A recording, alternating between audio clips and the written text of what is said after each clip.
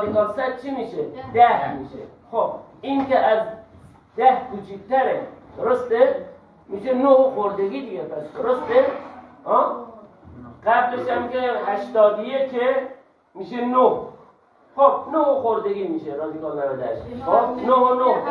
خب کوچکتر از 9 چه عدد اولی داریم؟ 7.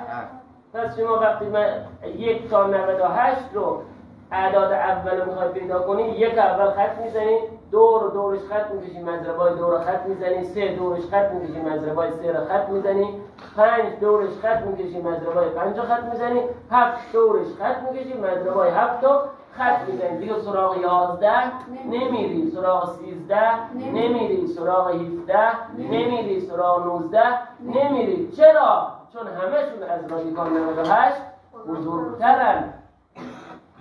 فهمیدی؟ فهمیدی نامه؟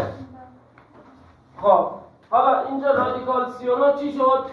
از این آخرین عدد جذر میگیرید، 39 میذارید زیر رادیکال. رادیکال 39 بین میگی این بین رادیکال 49 و رادیکال 36. این میشه 6، این میشه 7. پس این میشه 6 حالا خوردگی هرچی، اصلا 6 و 4 دهم، 6 و نیم، اصلا 6 و 9 دهم، هرچی. خب 7 که عدد اوله ولی از 6 چیه؟ بزرگتره، از رادیکال 39 بزرگتره. پس عدد اولی کوچکتر از این چی داریم؟ 5. پس شما دور 5 رو خط میکشید، 3 و مضرباش خط دارید، اینجا 5 هم انتخاب کردیم، مضرباش خط میزنید 10.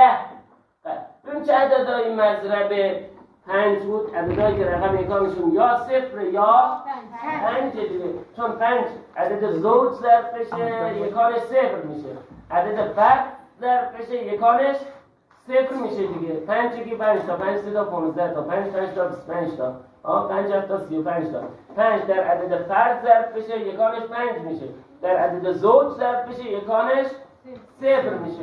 خیلی خوب، اونایی که یا 0 داره یا 5 داره خط.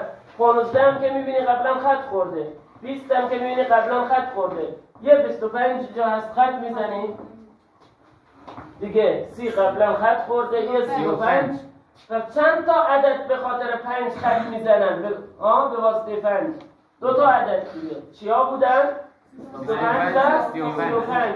از این سوالا میپرسن تو امتحان، میگن چه عددهایی به وسیله عدد 5 خط خوردن، مضرب 5 بودن.